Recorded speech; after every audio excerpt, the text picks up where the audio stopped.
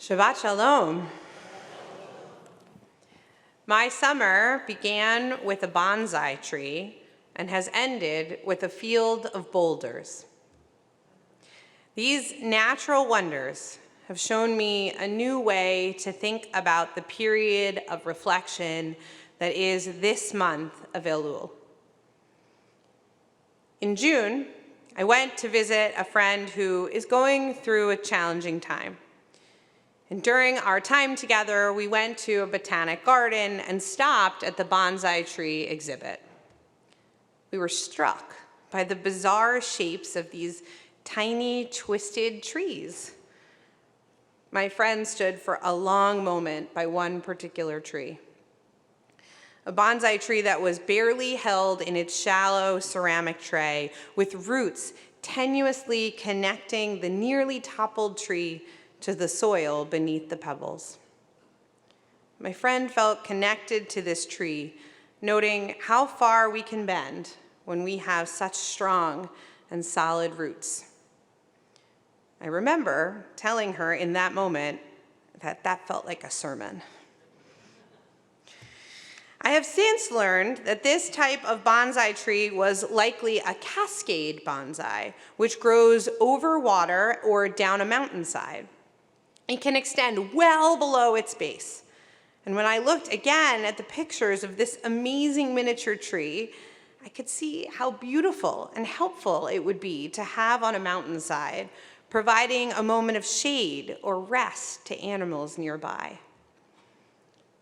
I'm often reminded in difficult moments that the strongest trees are the ones that can bend in the wind.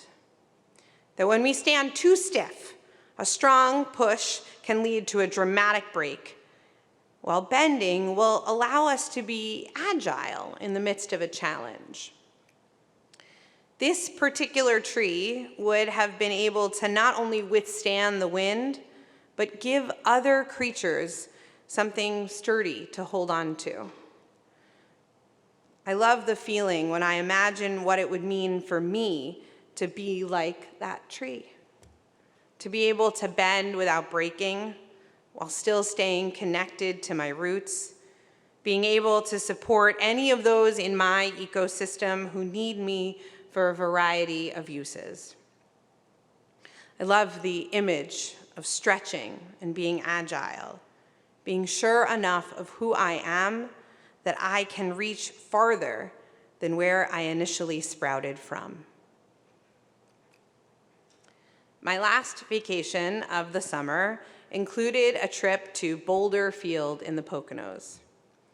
For over a year, my two best friends and I have been planning to meet in the Poconos with our sons, and as part of our trip, we knew we wanted to take them to Boulder Field.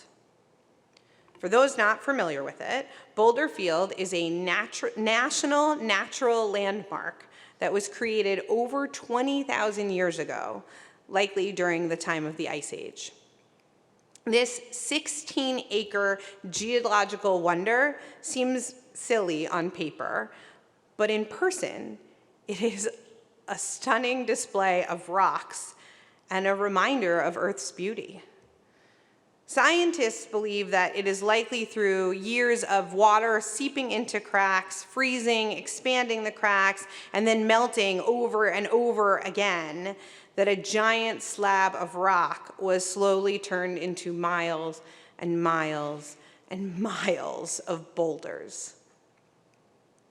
When we arrived with our sons, all between the ages of 5 and 9, we let them go as far as they could, with the caveat that they had to come back. Some of the kids went a few feet in and sat down, content to chat with friends in this sea of cool rocks. My sons, however, were not satisfied with only traversing a few feet. Within moments, they were off in the distance, far ahead of me, carefully and quickly crossing from rock to rock. Like any good mother, I began to follow them. And while I wanted to look up and take in the scenery, I realized that I had to look down with each step. If I wanted to feel safe and not twist an ankle, I would have to forego paying attention to my kids and pay attention to my feet. Each step on this challenging hike through rocks, I had to discover which were solidly in place and which had too much wobble for me to be steady on. I had to ignore the larger picture and focus on putting each foot on the next rock, only looking up when I wanted to pause or slow down. To stand in Boulder Field is breathtaking and calming, but it can also be unsettling, uneven, unbalanced. As I prepare for Rosh Hashanah and the end of this first week of Elul, I am struck by the seemingly unrelated natural wonders of my summer. The boulders, unlike the bonsai tree, were stiff and could stand our weight. They had not gone anywhere in hundreds of years, and they would be there long after we left that day. Boulders are not carefully trimmed or pruned, and they happen wherever water, wind, and time can make them. It will take many, many, many more thousands of years of water and time before those boulders become small pebbles, the pebbles that one would find in the ceramic trays of a bonsai tree, helping to hold its roots in place. Bonsais were created to scale walls and grow in confused shapes. Over our lifetimes, we will be stretched, heading down paths that are not simply straight. During Elul, we are reminded to take care of our potted homes and reinforce our simply planted roots. We may go up, down, sideways, diagonally, or even loop-de-looping like on a roller coaster. But regardless of which direction, at some point it will seem like we are dangling out of our homes, and our roots will feel stretched to their limits. Maybe these boulders are the grounding that is holding me into my pot. We must look down when we cross Boulder Field, not merely for safety, but to be sure that we are still attached. We have to be sure that our rocks are secure and that they will hold us down, no matter how strong the tempest blows.